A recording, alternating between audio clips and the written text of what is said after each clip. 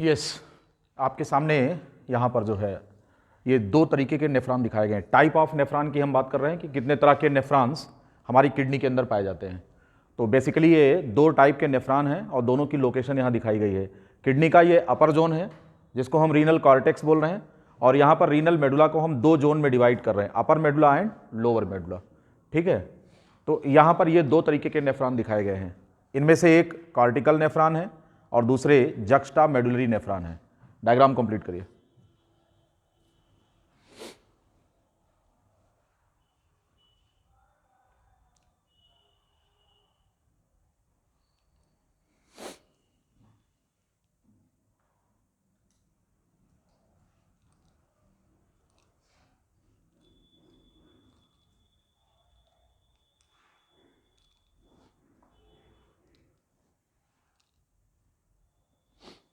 Get the photograph because the diagram is so lengthy.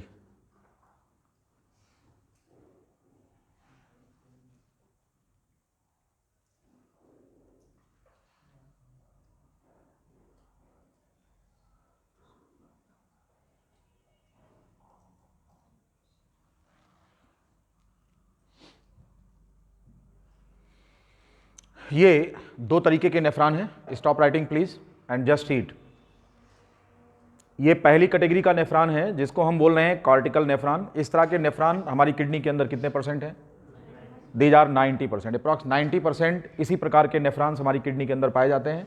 और ये इनका सारा पोर्शन जो होता है starting from the Bowman capsule up to the collecting duct, total जो होता है it is situated in the cortical part of the nephron.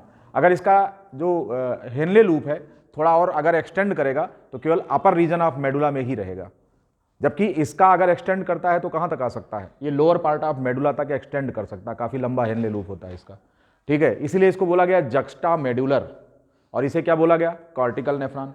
तो कॉर्टिकल नेफ्रॉन और जक्स्टा मेडुलरी नेफ्रॉन दोनों में समानता इस बात की है कि दोनों में पेरीट्यूबुलर कैपिलरी नेटवर्क होता है, लेकिन डिफरेंस इस बात का है कि यहाँ पर वासा रेक्टा बनता है और इसमें वासा रेक्टा नहीं बनता। ये वासा रेक्टा क्या होती है? ब्लड कैपिलरी का यू टर्न होता है जो नीचे से कवर करता है इसको। तो यू के आकार की टर्निंग यहाँ पर होती है ब्लड कैपिलरी की, जो इफरेंट आर्टेरियल ऊपर से आ रही है ये नीचे आकर कैपिलरीज तो बनाएगी, साथ में एक यू टर्न इसके पैरेलल नली होती है जो नीचे से जाएगी।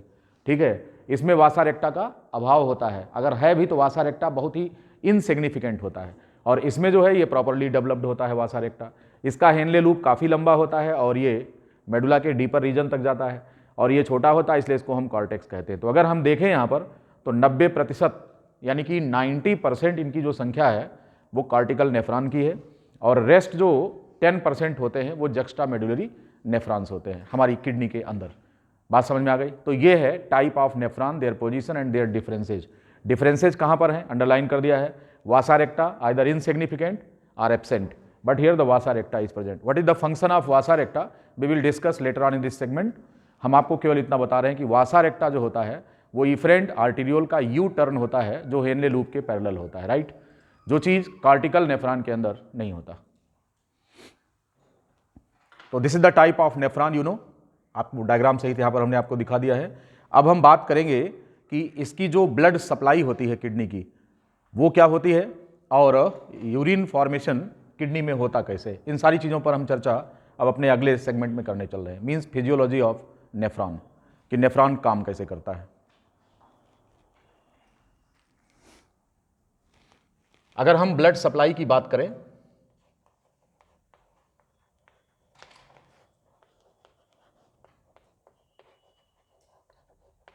Blood supply to nephron,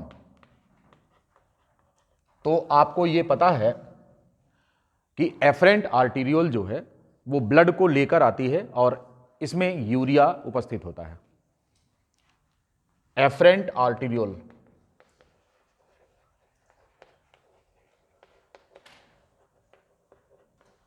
brings the blood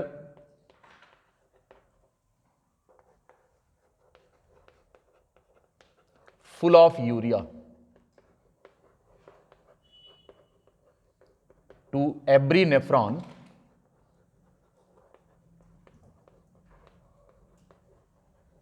for its filtration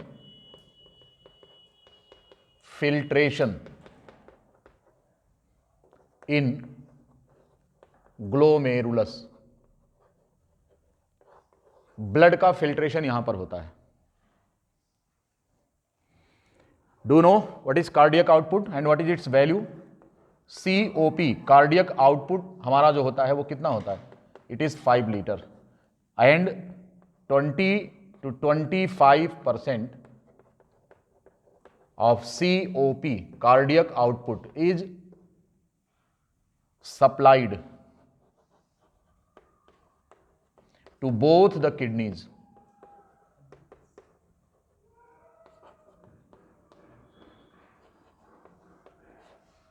ये बहुत इंपॉर्टेंट पॉइंट है कि हमारे कार्डियक आउटपुट का, क्योंकि जो हमारा हार्ट 1 मिनट के अंदर ब्लड सिस्टम्स को पंप करता है उसका जो वॉल्यूम होता है it is about 5 litre, right.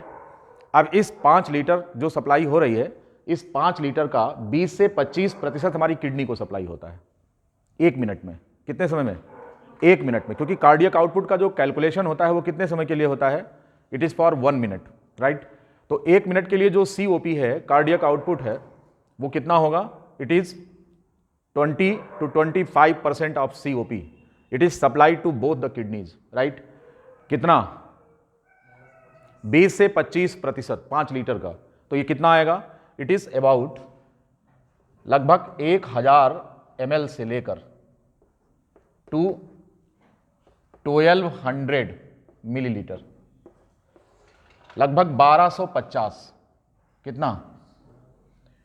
हमने कहा कि 20 से 25%, तो सबका 5 लीटर कार्डियक आउटपुट होता भी नहीं है, थोड़ा बहुत प्लस माइनस होता है, तो इसकी रेंज हो सकती है। तो 1000 से लेकर के 1250 ml तक ये आपका जो ब्लड होता है ये COP का हिस्सा है जो दोनों किडनी से पास होता है 1 मिनट में। इसी को हम रीनल ब्लड फ्लो कहते हैं। क्या कहेंगे? तो यही कह रहे हैं कि 20 to 25% of COP is supplied to both the kidneys and Passage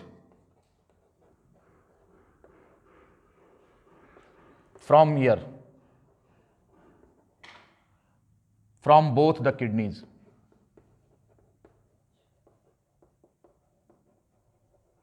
कितने समय में? In 1 minute. It is known as renal blood flow. हम इस वैल्यू को रीनल ब्लड फ्लो कहते हैं। ये कितना होता है? तो कह रहे हैं कि साहब 1000 मिलीलीटर से 1250 मिलीलीटर ब्लड दोनों किडनी से 1 मिनट में पास हो जाता है, और ये हमारे कार्डियक आउटपुट का कितना हिस्सा होता है? ये 20 to 25% होता है। COP समझ गए ना? हमारा हार्ट 1 मिनट में हमारे सिस्टम्स को जितना ब्लड पंप करता है उसका परसेंटेज वाइज डिस्ट्रीब्यूशन होता है। खोपड़ी को कितना हिस्सा जाएगा, किडनी को कितना जाएगा, लीवर को कितना जाएगा, और rest of the body organs को। तो सबका हिस्सा बटा हुआ है कि इस ब्लड का कितना कितना हिस्सा हमारे किस अंग में जो है सप्लाई होगा। बात समझ में आ रही है? आप कह रहे हैं कि साहब इसका 20 से 25% COP का क्या होता है? It is supplied to both the kidneys. It is 100 ml to 1250 ml। तो ये इसकी रेंज होती है और ये 1 मिनट में पास हो जाता है। और इस वैल्यू को हम क्या नाम दे रहे हैं? It is known as renal blood flow. इतनी बात समझ में आ गई? अब इस ब्लड का प्लाज्मा कितना % होता है? आपको मालूम है कि जो ब्लड है उसमें प्लाज्मा का हिस्सा 55% के आसपास होता है। यही तो होता है ना? हमने आपको बताया है कि ब्लड में 2 कंपोनेंट होता है, एक लिक्विड पार्ट होता है, it is known as plasma. दूसरा पार्ट जो होता है वो कौन है? वो इसका जो है फॉर्म्ड एलिमेंट है, जो सॉलिड पार्ट होता है। तो फिल्ट्रेशन फॉर्म्ड एलिमेंट का तो होता नहीं है, फिल्ट्रेशन किसका होता है? प्लाज्मा का। इसलिए हम ये कैलकुलेशन किसके लिए करेंगे? प्लाज्मा के लिए करेंगे। बात समझ में आ रही है? ये कैलकुलेशन हमारा किसके लिए होगा? ये कैलकुलेशन हमारा प्लाज्मा के लिए होगा। ठीक है, आइए और देखते हैं कि प्लाज्मा इसका कितना % होता है। तो अगर हम ये मान लें कि ये अमाउंट 1250 ml है, सपोज दैट, अगर ये मान लें तो 550 ml होगा। तो प्लाज्मा जो होता है, प्लाज्मा कितना होता है? 55%। तो अगर हम 55% कैलकुलेट करें तो 1000 का 55% कितना होगा? 550 मिलीलीटर होगा। और 1250 का निकालेंगे तो लगभग कितना आएगा? लगभग ये मान लो कि 650 मिलीलीटर होगा, सपोज दैट, इतना आएगा। 550 ml से लेकर के 650 मिलीलीटर तक 550 to 650 ml इस रीनल ब्लड फ्लो का हिस्सा होता है। किसका? प्लाज्मा का। इसे हम रीनल प्लाज्मा फ्लो कहते हैं। क्या कहते हैं? It is known as renal plasma flow, इसी को कहा जाता है।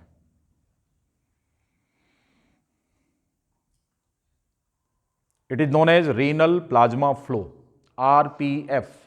और पहले वाला कौन था? आरबीएफ था, रीनल ब्लड फ्लो। और ब्लड का 55% हिस्सा कौन होता है? प्लाज्मा होता है। तो इसे क्या कहेंगे? रीनल प्लाज्मा फ्लो कहेंगे।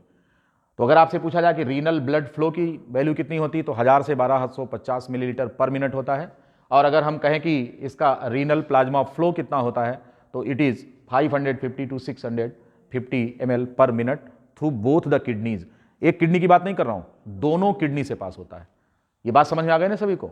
और अगर दोनों किडनी फिट हैं तो इनका परसेंटेज डिवाइड होता है, 50-50% रोल होता है। यानी कि टोटल यूरिन फॉर्मेशन में राइट किडनी का कितना परसेंट होता है? 50%। और लेफ्ट किडनी कितना होती है? 50% होता है। ये होता है कि अगर दोनों किडनी स्वस्थ हैं तो यूरिन फॉर्मेशन में दोनों किडनी का 50-50% हिस्सा होगा, बराबर बराबर रोल होगा। लेकिन अगर एक किडनी कमजोर होगी, मान लो कि एक किडनी केवल 30% परफॉर्म कर रही है, तो फिर जो दूसरी किडनी होगी वो कितना परफॉर्म करेगी? 70% परफॉर्म करेगी। यानी कि इसका जो 20% कम हुआ किधर चला जाएगा? दूसरी किडनी उसका रोल प्ले करेगी। अगर किसी व्यक्ति की एक किडनी खराब हो जाए, तो दूसरी किडनी 100% परफॉर्म करेगी। यूरिन तो बनेगा ना, उतना ही बनेगा, यूरिन उतना ही बनेगा। क्या आपके शरीर के अंदर यूरिया रुकेगा? यूरिया तो हटाना ही है। तो अगर एक किडनी खराब हो गई तो उसका भी काम कौन करेगी? दूसरी किडनी। यानी कि दूसरी किडनी पर लोड बढ़ जाएगा लोड। एक किडनी जितने कमजोर होगी, दूसरे पर उसका लोड डिस्ट्रीब्यूट हो जाएगा। और अगर दोनों किडनी एक साथ गई तो ट्रांसप्लांट कराइए। ये है सिस्टम। इसको हम कहते हैं division of labour of the kidney. तो 50-50% दोनों किडनी रोल प्ले करती हैं। तो अगर हम रीनल ब्लड फ्लो की बात करते हैं तो it is not for single kidney, it is for both the kidneys.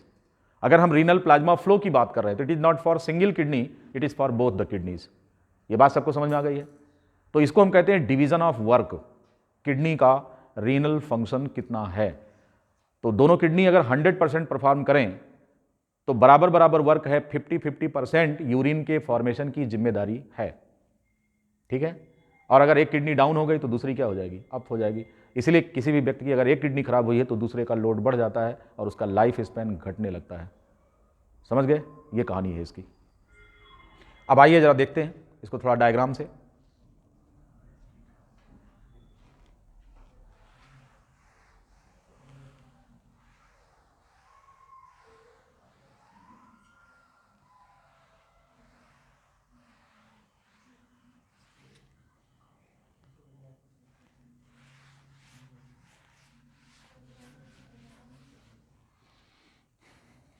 जरा इसे देखते हैं कि दोनों किडनी का हिसाब किताब क्या है। एक किडनी ये है, दिस वन, और दूसरी किडनी कौन है? This one. और इधर से ब्लड पास होता है। कितना ब्लड पास हो रहा है? सीओपी कितना है? 5 लीटर। आरबीएफ कितना है?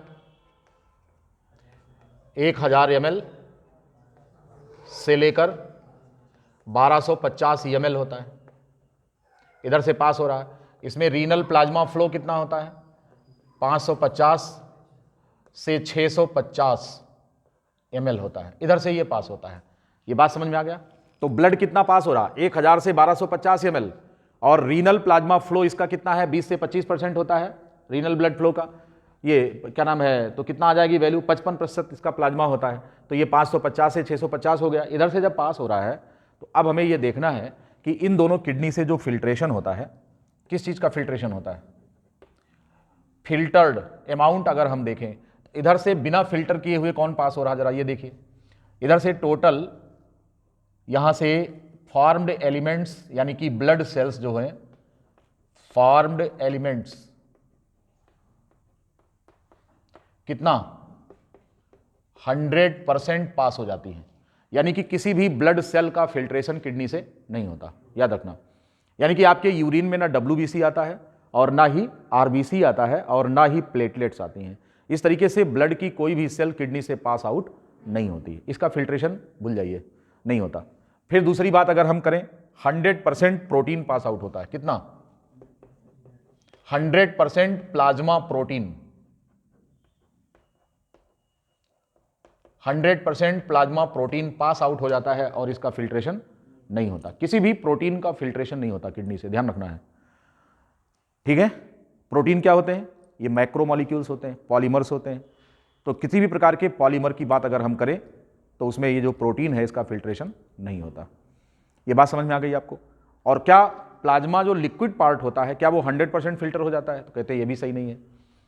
इस 550 का केवल 125 मिलीलीटर फिल्ट्रेट 1 मिनट में बनता है। कितना बनता है?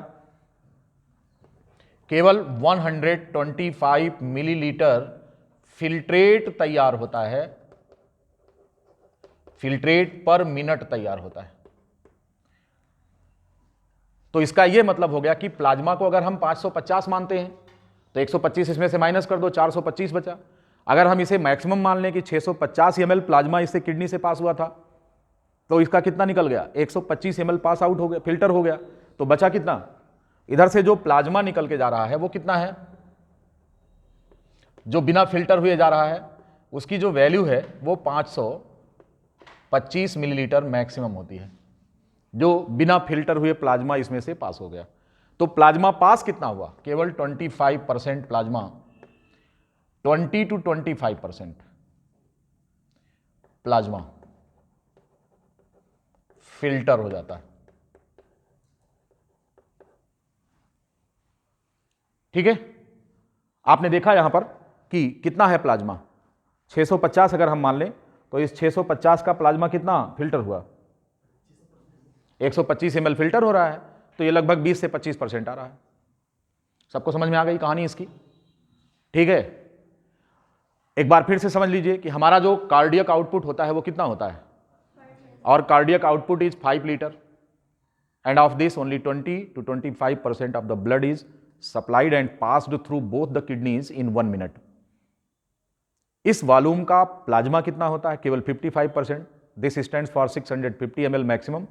1250 का अगर हम 20 से 25% ले लें तो अब इस प्लाज्मा से जो पास हो रहा है इसको रीनल प्लाज्मा फ्लो कहेंगे। इस रीनल प्लाज्मा फ्लो का 20 से 25% फिल्टर हो रहा है, तो वो वैल्यू कितनी आ रही है? 125 मिलीलीटर फिल्ट्रेट 1 मिनट में तैयार हो रहा है।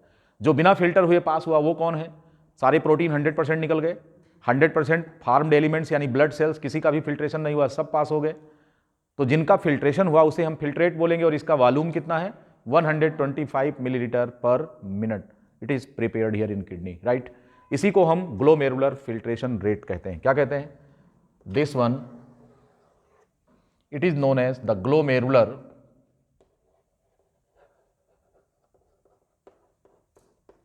filtration rate. This one is known as the glomerular filtration rate, GFR. क्या बोलेंगे इसको? याद रखिए इस वैल्यू को। ये है 125 मिलीलीटर पर minute from both the kidneys. Blood के फिल्ट्रेशन की ये सारी कहानी और इनके पैरामीटर्स पर डिस्कशन हम कर रहे थे कि कौन कितना, क्या वॉल्यूम है किसका, ये सारी बातें। मजा आ रहा है? एमएससी प्रीवियस में ऐसे पढ़ना था आपको, इसी प्रकार से। आपका कॉलेज सोमवार, मंगलवार और बुधवार खुला है, मंडे, ट्यूसडे एंड वेडनेसडे। फिर उसके बाद विंटर वेकेशन घोषित होगा। यूनिवर्सिटी ने इनकी सारी छुट्टियां फर्जी मानते हुए कैंसिल कर दिया और कहा कि आप जो है कब से करेंगे? हाँ, 21 मंडे से। मंडे, ट्यूसडे, वेडनेसडे ये खुला रहेगा। 24 के बाद 24 से छुट्टी होगी, 23 तक ओपन है।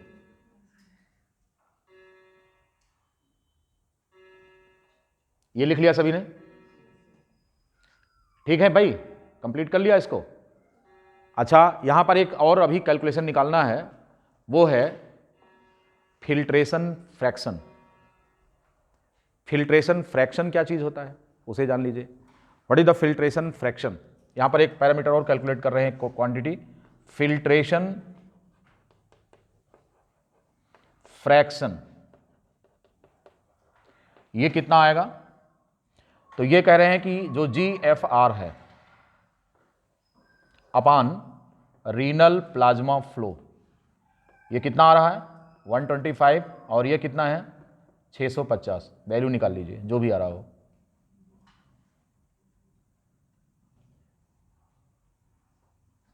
वन 125/650, इसको कैलकुलेट कर लिए, जो वैल्यू आएगी वो क्या कहलाएगी, it is known as the filtration fraction. Glomerular filtration rate को रीनल प्लाज्मा फ्लो से डिवाइड कर दें तो आपको फिल्ट्रेशन फ्रैक्शन मिल जाएगा, यानी कि प्लाज्मा का कितना परसेंट ये जो है फिल्टर हो रहा है। तो लगभग 20 से 25% आएगा। कितना आ रहा है कैलकुलेट करिए।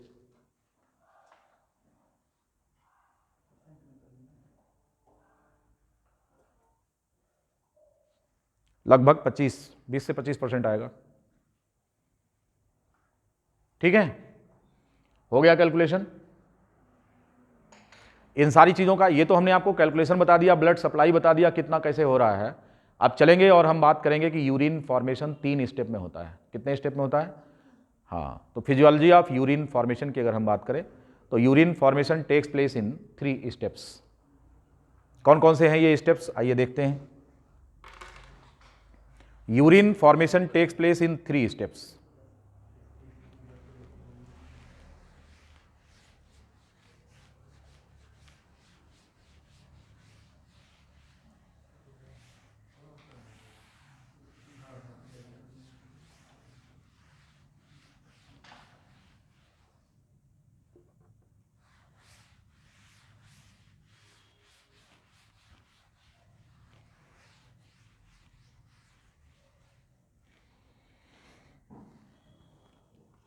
फिल्ट्रेशन, ये यूरिन फॉर्मेशन जो है that takes place, formation of urine, formation of urine, formation of urine, this involves 3 steps, involves 3 steps. Urine formation involves 3 steps, और ये 3 स्टेप्स हैं कौन कौन से? इनमें से पहला है अल्ट्रा फिल्ट्रेशन, अल्ट्रा फिल्ट्रेशन। दूसरा है रीएब्जॉर्प्शन,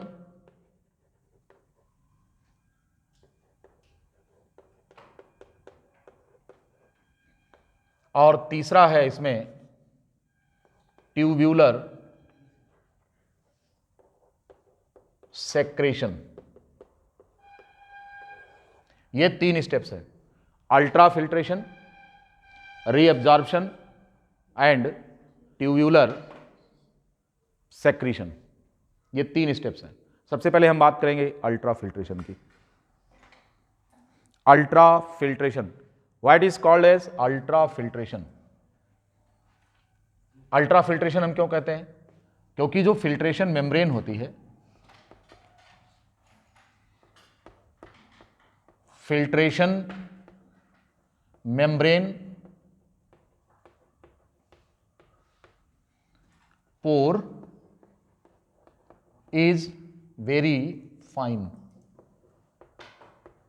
बहुत ही फाइन पोर्स होते हैं, through which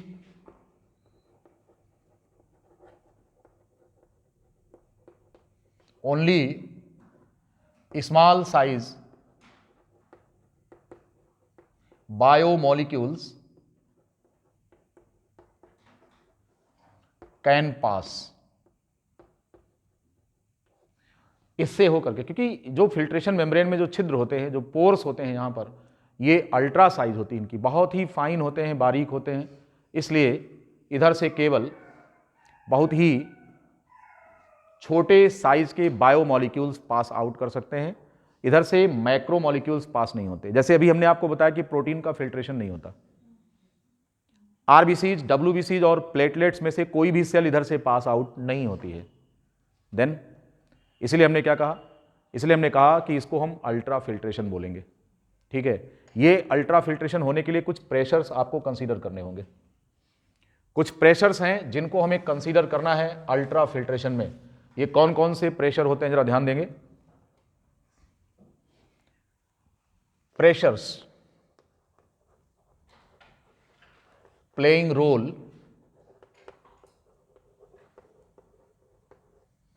in ultrafiltration.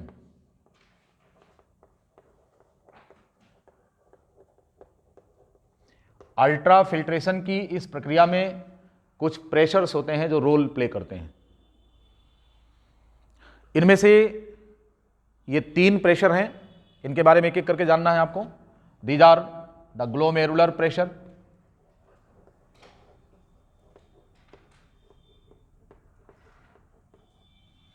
the second one that is blood colloidal osmotic pressure,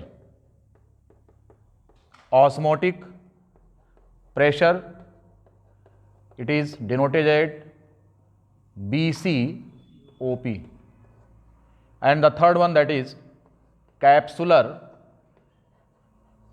hydrostatic pressure,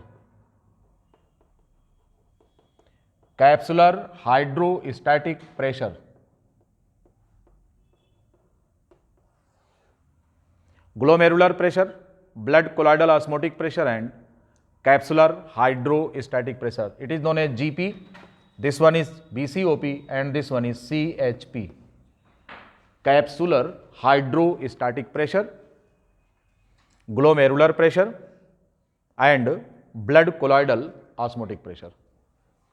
इस तरह से 3 प्रेशर यहां पर रोल प्ले कर रहे हैं ब्लड के फिल्ट्रेशन में। How this glomerular pressure develops, you know, हमने आपको इसके पहले भी बताया था कि ब्लड को लेकर आने वाली जो नली है एफरेंट आर्टीरियोल, ये जो एफरेंट आर्टीरियोल है इसका जो डायमीटर है वो कैसा है, ये ज़्यादा है इसका इंटरनल डायमीटर, और ये नैरो वेसिल होती है, तो इसका जो इंटरनल डायमीटर होता है वो क्या होता है। ऐसी कंडीशन में यहां पर कैपिलरी की दीवार पर एक प्रेशर लगेगा। क्या लगेगा, एक यहां पर प्रेशर लगेगा, क्योंकि यहां से ब्लड आ रहा है, इधर से ब्लड का ड्रेनेज हो रहा है। अब अगर हम यहां पर देखें तो ज्यादा अमाउंट में ब्लड जा रहा है परंतु निकासी इसकी कम हो रही है, तो जो प्रेशर बिल्डअप करेगा वो कहां पर होगा, इन कैपिलरीज पर तनाव पैदा होगा। ये बिल्कुल ठीक उसी प्रकार से होता है कि जैसे कपड़े में आप चाय या कोई लिक्विड कलेक्ट कर लीजिए और उसकी पोटली बांध करके फिर दबाइए, बिल्कुल एकदम समझिए, कपड़े की वो ले लीजिए झिल्ली, उसमें चाय रख लीजिए, हैं। जलेबी वाले में तो तगड़ा हो जाएगा भाई, जलेबी वाले में छेद मोटा होता है, तो यहाँ मोटा दिमाग नहीं लगाना है। जलेबी वाले में छेद तगड़ा होता है और वो क्या करेगा, वो तगड़ा गिरेगा। यहाँ अल्ट्रा साइज होती है ना, अभी हमने आपको बताया कि protein, even protein molecules can not pass, जो छोटे साइज के मॉलिक्यूल से केवल वही पास होते हैं, बायो मॉलिक्यूल में जो मैक्रो साइज के वो पास नहीं होते। कोई भी सेल पास नहीं होगी और कोई भी प्रोटीन मॉलिक्यूल यहाँ से पास नहीं होता। अल्ट्रा फिल्ट्रेशन हो रहा है, तो यू कंसीडर दैट। चाय की बात तो हम खाली एक समझने के लिए आपको बता रहे हैं, यहाँ पर चाय छानेंगे तो खत्म हो जाएगी बॉडी ही, जिस प्रकार चाय छनती है उतना बड़ा छेद नहीं होता कपड़े जैसा, अल्ट्रा साइज का पोर होता है। इसलिए इसमें से बस बिल्कुल उसी तर्ज पर समझिए, तर्ज अंदाजे बयां है कि नहीं। तो ये कपड़े में चाय रख लिया और उसकी पोटली बना करके और उसको दबाया, जब दबाएंगे तो स्क्वीज करेंगे तो इससे क्या होगा कि उस पर प्रेशर बनेगा। वही चीज़ यहाँ पर आपको, तो ब्लड की कैपिलरीज पर यहाँ पर एक प्रेशर जनरेट होता है। ये जो प्रेशर होता है कैपिलरीज पर सभी जगह पर जनरेट होता है, ये जो प्रेशर बन रहा है इससे क्या होगा कि ब्लड फिल्टर करेगा, and it is present in Bowman's capsule. कहां पर मौजूद है, ये बोमेन्स कैप्सूल में है। तो ब्लड यहां से फिल्टर हो करके यहां पर आकर के कलेक्ट होगा। Now this liquid which is collected here in Bowman's capsule, in the lumen of Bowman's capsule, this one is filtrate. क्या कहते हैं इसको, इसको हम फिल्ट्रेट कहते हैं, right.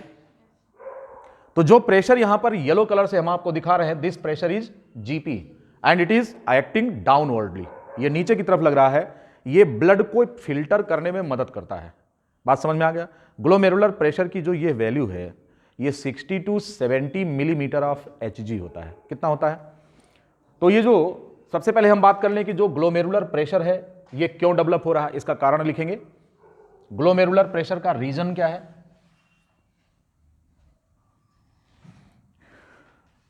This pressure develops, the pressure of blood develops due to the difference in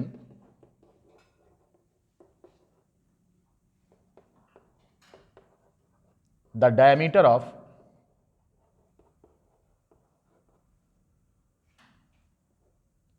afferent arteriole and efferent arteriole। इन दोनों vessels का जो इंटरनल डायमीटर होता है, इसमें जो डिफरेंस आ रहा है, because of that the glomerular pressure develops. This pressure is equals to 60 mmHg to 70 mmHg and is a fraction of, is a component of blood pressure।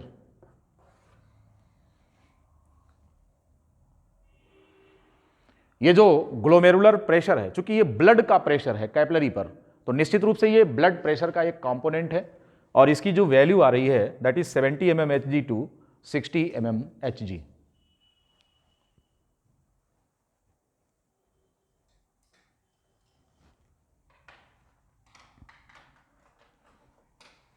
लिख लिया सभी ने? ये जो ग्लोमेरुलर प्रेशर की जो वैल्यू आ रही है यहां पर, ये कितनी आ रही है? It is approx 60 to 70 mmHg। आप कहेंगे साहब इसमें रेंज क्यों दिखाया है आपने? जैसा कि हमने अभी आपको लिखा, it is the component of blood pressure. You know that the blood pressure of human being varies person to person. उम्र के हिसाब से भी और व्यक्ति के हिसाब से भी वेरी करती है। ब्लड प्रेशर इवन एक ही व्यक्ति में पूरे दिन का 24 घंटे का ब्लड प्रेशर अलग अलग टाइम पर मेजर किया जाए तो आपको अलग अलग मिलेगा। तो ब्लड प्रेशर जो होता है it is highly variable quantity, therefore it fluctuates within few minutes, change हो सकता है।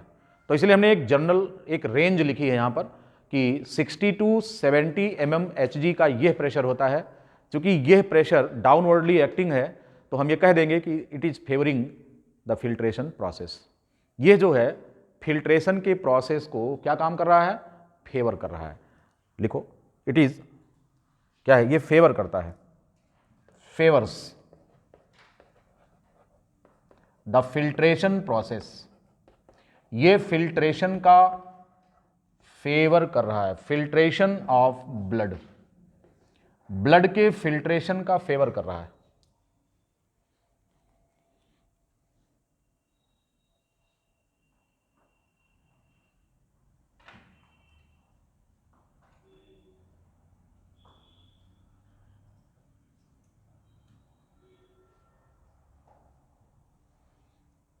सभी ने लिख लिया? ये पहला प्रेशर है जिसको हम ग्लोमेरुलर प्रेशर बोल रहे हैं और यह प्रेशर ब्लड के फिल्ट्रेशन को फेवर करता है। ठीक, अब आइए और दूसरे प्रेशर की हम बात करें जिसको हम नाम दे रहे हैं blood colloidal osmotic pressure. You know that the blood is a kind of colloidal solution. ये एक प्रकार का कोलॉइड है। कोलॉइड क्यों है? क्योंकि इसमें कुछ सस्पेंडेड मटेरियल्स पानी में सस्पेंडेड फॉर्म में होते हैं और इस प्रकार से ये कोलॉइडल स्टेट बिलोंग करता है। ठीक है, जेल और सॉल, सामान्य तौर पर ये किस फॉर्म में होता है? ये सॉल के फॉर्म में होता है। ठीक है, अब इसमें जो सस्पेंडेड प्लाज्मा प्रोटीन्स होते हैं इनकी वजह से इसका एक सर्टेन ऑस्मोटिक प्रेशर होता है। किसी भी सॉल्यूशन में उपस्थित जो सोल्यूट्स होते हैं इनकी वजह से क्या होता है? उस सॉल्यूशन का ऑस्मोटिक प्रेशर होता है। बात समझ में आ गई? तो सॉल्यूशन का ऑस्मोटिक प्रेशर यहाँ पर ब्लड का भी है and it is because of the suspended protein. अन्य भी होते हैं बायोमोलिक्यूल्स, लेकिन सबसे ज़्यादा इम्पैक्ट अगर ब्लड के कोलॉइडल ऑस्मोटिक प्रेशर पर पड़ता है तो किसका होता है? ये क्वेश्चन आपसे पूछा जाता है कि ब्लड में कौन से ऐसे कंपोनेंट हैं जिनका उसके ऑस्मोटिक प्रेशर पर ज़्यादा असर पड़ता है? तो ये सस्पेंडेड प्रोटीन्स होते हैं। और आप प्लाज्मा प्रोटीन्स का अगर नाम ले लीजिए तो इनमें फिब्रिनोजन है, प्रोथ्राम्बिन है और एल्ब्यूमिन है और ग्लोबुलिन, ये चार हैं। इनमें से शुरुआत में मैंने आपको बताया था कि एल्ब्यूमिन प्रोटीन मेजर प्रोटीन होता है और ये लगभग 4% होता है। टोटल जो प्रोटीन्स होते हैं प्लाज्मा में घुले हुए वो 7% होते हैं। इस 7% में से 4% अकेले कौन होता है? The 4% alone constituted by albumin, जो व्हाइट कलर का वाटर सॉल्युबल प्रोटीन होता है एल्ब्यूमिन, ये 4% हिस्सा बनाता है उसका।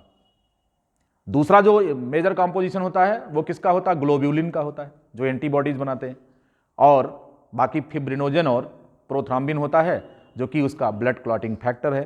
तो ये सारे जो प्रोटीन्स होते हैं प्लाज्मा में मौजूद हैं, ये सब मिल करके ब्लड के गाढ़ेपन को बढ़ा देते हैं, कंसंट्रेशन बढ़ जाता है। अब आपको पता है कि जिस सॉल्यूशन का गाढ़ापन ज़्यादा होगा, यानी कि जो सॉल्यूशन जितना ज़्यादा विस्कस होगा, उसका फिल्ट्रेशन उतना ही कठिन होगा। सपोज करो कि आपको पानी दे दिया जाए छानने के लिए और शहद दे दिया जाए छानने के लिए, तो किसका छानना आसान होगा? पानी का। अगर आप शहद को छानना चाहेंगे तो वो गाढ़ा है तो देर से छनेगा, अर्थात वो अपने छनने का विरोध करेगा। यानी कि सॉल्यूशन का जो कंसंट्रेशन होता है that works in opposite form for filtration, ये अपोजिट मैनर में वर्क करता है और फिल्ट्रेशन का विरोध करता है।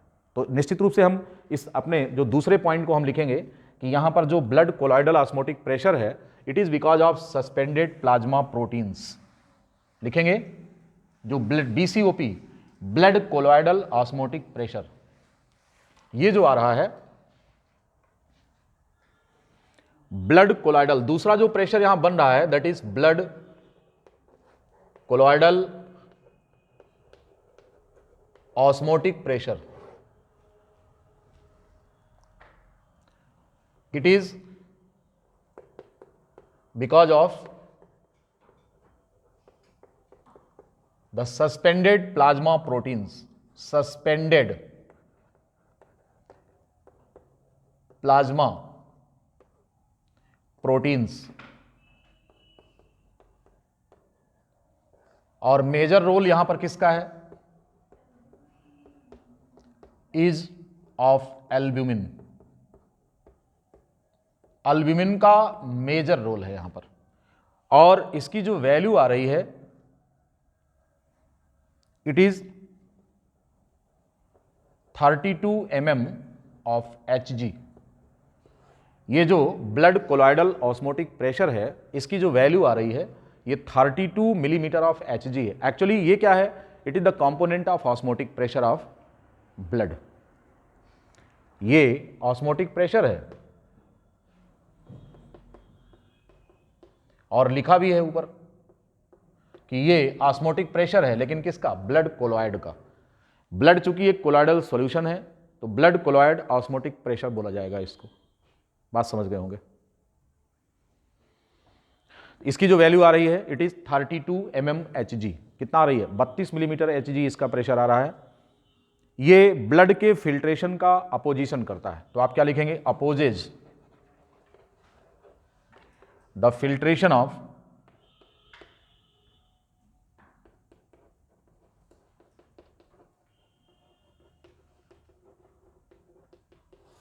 ब्लड के फिल्ट्रेशन का विरोध कर रहा है। जबकि इसके पहले आपने ग्लोमेरुलर प्रेशर देखा था, वो ब्लड के फिल्ट्रेशन का फेवर कर रहा था, और ये इसका विरोध करेगा।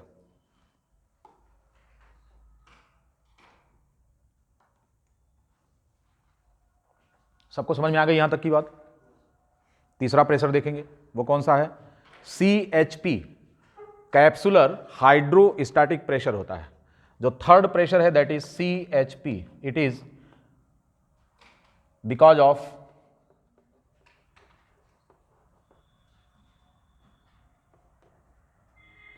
The filtrate present in the lumen of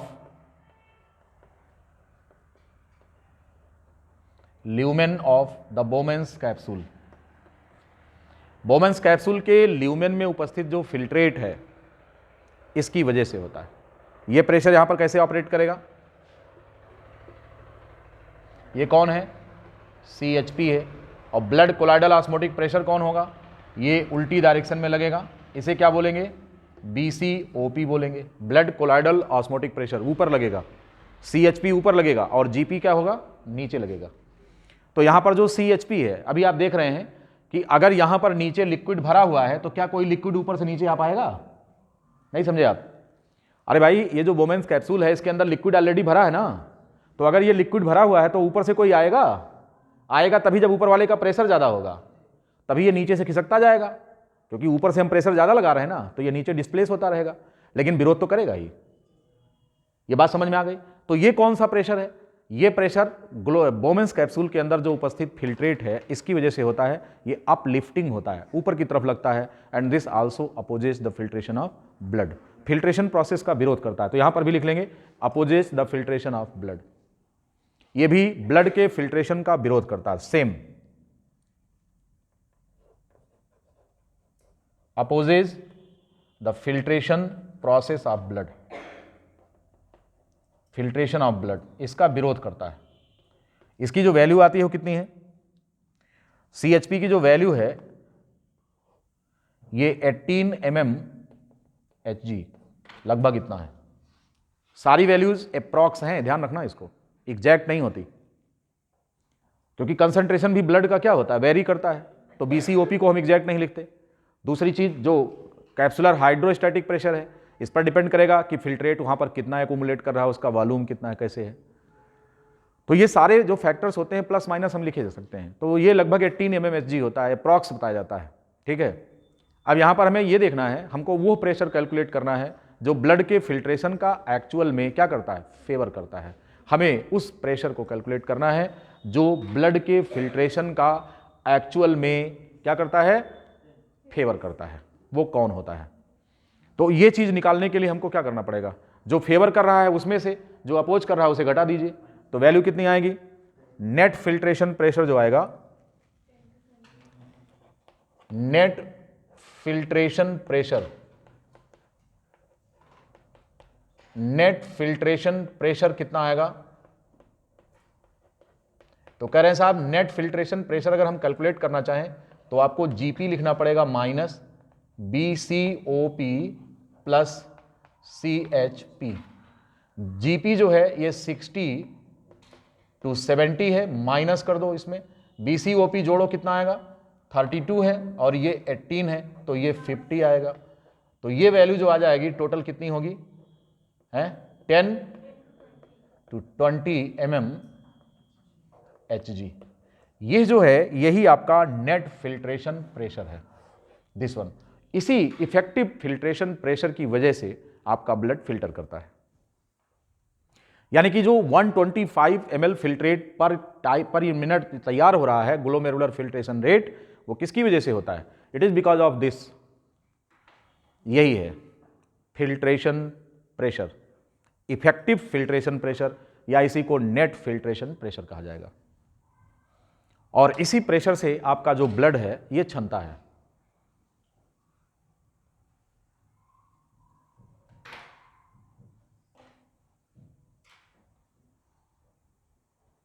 कोई डाउट किसी को हो तो बताइए, no doubt. Mister Shubham Singh, कैसा है लेक्चर, समझ में सारी बातें आ रही हैं ना। अच्छा, तुम्हारा भाई कन्या अभी जल्दी में आई हो पढ़ने, मैं अडाप्ट कर पाया हूँ नहीं, तुम्हें हो गया ना सही, अपने क्लास में तुम्हारा अडाप्टेशन हो गया, ठीक है। बालक श्रवण कुमार, मामला सही चल रहा है, आज टोपी ओपी लगाए हो, यही सही है कि नहीं। थोड़ी देर के लिए अच्छे लगे ना लगे कोई फर्क नहीं पड़ता, मैं भी तो लगाया हूँ, अच्छा नहीं लग रहा, लेकिन क्या है, ऊपर वाले जो दिया है वैसे ही रहेंगे, कपड़ा चाहे जो पहन लें, क्यों भाई, तब ऊपर वाले ने जैसा दिया वैसे ही रहेंगे, कपड़ा चाहे जो पहन ले थोड़ी देर के लिए। सर्दी है बचाओ, अब देखो बैठे ये कैप नहीं लगाए, इतनी सर्दी, आपको मालूम है टेम्परेचर कितना है, हाँ बिल्कुल सही है, टेम्परेचर कितना है पता है, 9। सवेरे में ब्लोवर चला के रूम में बैठा हुआ था, 7 बता रहा था, टेम्परेचर 7 बता रहा था, और बिल्कुल अर्ली मॉर्निंग में टेम्परेचर 4 या 5 रहा होगा, इतना कम टेम्परेचर था आज, है हाँ 4 के आसपास, 4 या 5 रहा होगा सवेरे का टेम्परेचर, अर्ली मॉर्निंग का, जब मैं मॉर्निंग वॉक करने गया था। तो मतलब कि टू मच कोल्ड वेदर, तो ध्यान रखिए, बचाइए इसको अपने आप को, है हाँ। ये देख लिया सभी ने, इसमें कहीं कोई प्रॉब्लम, नो प्रॉब्लम। CHP मैंने आपको बता दिया, आप लिफ्टिंग प्रेशर है, तो किस प्रेशर से ये फिल्टर कर रहा है, आप कह रहे हैं कि साहब इसी को अल्ट्रा फिल्ट्रेशन कहा जाता है, क्यों, क्योंकि पोर की जो साइज है वो कैसी है। अब हम चलेंगे और अपने सेकंड एस्पेक्ट पर चलेंगे, दूसरा जो हमारा है वो क्या है, एब्जॉर्प्शन। किस चीज का एब्जॉर्प्शन होता है, जरा ये देखें, अभी वहां पर जाने, लिखने के पहले ध्यान दीजिए, लिखने के पहले ध्यान दीजिए कि एब्जॉर्प्शन क्यों जरूरी है। इसका एक उदाहरण अभी हम आपको देखें या कंसीडर करें, 125 ml filtrate is preparing per minute, and with this rate if you calculate in 24 hours, so you can find the volume of the filtrate that is prepared. It is 180 litre पर 24 hours. अगर इस rate से calculate करें तो समझ गए ना, किस रेट से? 125 ml फिल्ट्रेट 1 मिनट में तैयार हो रहा है, तो 24 घंटे में कितना होगा? 24 घंटे में कितने मिनट्स होंगे? अरे भैया 1 घंटे में 60 मिनट होता है, तो 24 से 60 को गुणा कर दो, 6 चौको 24 और 6 दूनी 12 और 2 14, 18, कितना होगा? 180 लीटर प्रिपरेशन होगा अगर कैलकुलेट करें total. 125 ml filtrate per minute तैयार हो रहा है, ठीक है? तो on this rate, at this rate क्या होगा? In 24 hours equals to 24 multiplied by 60 minute, कितना आएगा? इतने मिनट में, और जितना आवे उसको 125 से मल्टीप्लाई कर दो, तो वैल्यू कितनी आएगी? 180 लीटर, 180 लीटर फिल्ट्रेट तैयार होगा आपका कितने समय में? 24 आवर्स। ठीक है भैया, कितना? 180 लीटर फिल्ट्रेट तैयार होगा। अगर हम ये मान लें कि किडनी का काम पूरा हो गया है और यही यूरिन है, अगर ऐसा मान लें, if we consider that actually this is the urine, तो 24 घंटे में 180 लीटर यूरिन, सोचिए जरा, तो 1 घंटे में कितना? लगभग 7 से 8 लीटर यूरिन। 8 लीटर यूरिन 1 घंटे में बन रहा है, तो आपके यूरिनरी ब्लैडर के कलेक्शन की कैपेसिटी कितनी है? 200 से 300 ml। चलो मान लेते हैं 300 ml। इसका मतलब यह हो गया कि 1 घंटे में 25 बार आपको यूरिन जाना पड़ेगा, मिक्सचुरेशन, यानी कि दुनिया का सारा काम छोड़कर केवल एक काम करेंगे आप, हैं? और चलो मान लेते हैं इसके लिए भी हम तैयार हैं कि भैया इतना यूरिन डिस्चार्ज कर देंगे, तो फिर इतना पानी कहां से लाएंगे आप? बॉडी में बैलेंस भी तो करना है ना, है? यूरिया को पानी में घोलकर शरीर से बाहर निकाल रहे हैं, तो आपके शरीर का डिहाइड्रेशन बहुत तेजी से होगा, तो उतना पानी पियो। एक व्यक्ति को कितना पानी पीना पड़ेगा संजय भाई? लगभग 180 लीटर पानी पीना पड़ेगा। 24 घंटे में कितनी बोतल बिस्लेरी आ जाएगी? 180 लीटर बिस्लेरी आ जाएगी। एक बिस्लेरी का दाम कितना है? 20 रुपया। 180 से मल्टीप्लाई करो, 3600 रुपये का पानी एक आदमी पिएगा। एक परिवार में 10 लोग हैं तो 36,000 रुपये केवल पानी का खर्च करेगा, है? बजट बिगड़ जाएगा घर का, है? और किडनी पर लोड कितना होगा, यो तो सोचो। इतना पानी पियोगे तो किडनी पर लोड कितना बढ़ेगा भैया? इसलिए क्या करना पड़ता है? कहीं साहब किडनी का लोड तो उतने है, वो तो 180 लीटर बना ही रहा, वो कहाँ मना कर रहा है, लेकिन आपको पानी मैनेज करना पड़ेगा। लोड बढ़ जाएगा, रीअब्जॉर्प्शन फास्ट हो जाएगा आपका, किडनी पर भी लोड बढ़ेगा जितना ज़्यादा पानी आप पिएंगे। इसलिए डॉक्टर कहते हैं पानी पियो, लेकिन ज़्यादा पानी पीना भी खतरनाक है, वो आपका बीपी बढ़ा देता है। एक्सेस में वाटर अगर पिएंगे, ब्लड प्रेशर के पेशेंट हैं तो ठीक नहीं है। इसलिए कहते हैं अतिका भला न बरसना, अतिकी भली न धूप, अतिका भला न बोलना, अतिकी भली न चूप। एवरेज अति सर्वत्र वर्जते, अति हर समय बुरी होती है, इस चीज़ को आप जानिए। इसलिए आप नॉर्मल रेंज में रहो ना भाई, नॉर्मल रेंज में रहो। इसी को हम कहते हैं homeostasis to maintain by the feedback mechanism, है कि नहीं? अपने पानी का वॉल्यूम हमको मेंटेन करना है। So our body system is not going to permit the discharge of this 180 litre urine. So approx 99% of this volume is absorbed and it is brought back to your blood deposit। आपके blood को वापस लाया जाता है। कितना percent इसका? 99% के आसपास। इसलिए 24 घंटे में आप लगभग 1.5 लीटर यूरिन डिस्चार्ज करने की परमिशन आपको है, बस। कितना कितना भाई श्रवण जी? 1.5 लीटर यूरिन डिस्चार्ज करता है व्यक्ति। 300 ml यूरिनरी ब्लैडर में है, और सर्दी बहुत ज़्यादा है अगर, तो यूरिन ज़्यादा बनेगी। क्यों? क्योंकि वाटर लॉस के बाकी तरीके बंद हो गए हैं, स्वेटिंग नहीं हो रही है, टेम्परेचर ज़्यादा नहीं है कि डिहाइड्रेशन आपका ज़्यादा होगा। ऐसी कंडीशन में क्या होगा? फिर बॉडी से पानी का लॉस जो हो रहा है वो तो थ्रू यूरिन ही होगा। ऐसी कंडीशन में यूरिन का वॉल्यूम बढ़ेगा। सर्द रातों में यूरिन ज़्यादा बनती है, पता है ना? और आपकी मेटाबॉलिक एक्टिविटी पर भी डिपेंड करता है। यानी कि सपोज करो कि अगर घर में शादी है तो आप 4 बार यूरिन जाओगे, रात में जग रहे हो, तो जगोगे तो मेटाबॉलिज्म क्या होगा, फास्ट होगा। आपका जितना ज़्यादा एक्टिव मेटाबॉलिज्म होगा उतना ही ज़्यादा यूरिन बॉडी में बनेगी। इसलिए अगर रात में जग रहे हैं तो पेशाब बार बार जाना पड़ेगा, अगर सो गए तो सोने के पहले वॉशरूम गए और उसके बाद फिर सवेरे उठकर जाएंगे, नहीं जाना पड़ेगा बार बार। लेकिन अगर आप नौटंकी नाच देख रहे हैं रात में गांव वाली हैं वहाँ पर, या ऑर्केस्ट्रा कहीं चल रहा है, या घर में शादी है, तब आप जग रहे हैं तो यूरिन ज़्यादा बनेगी। The volume of the urine depends upon your metabolic activity. ये सभी लोग समझ गए ना। तो इसलिए जो है इसका 99% एब्जॉर्ब होता है। Not only the water but other important components are also absorbed. In our next video lecture we will be discussing about this कि कौन कौन से फ्रैक्शंस हैं जिनका फिल्ट्रेशन है, और इनमें से किसको आपके यूरिन में जाने का परमिशन है और किसको यूरिन में जाने का परमिशन नहीं है। उम्मीद है कि ये मज़ा आया होगा आज के लेक्चर में। ठीक है, थैंक यू।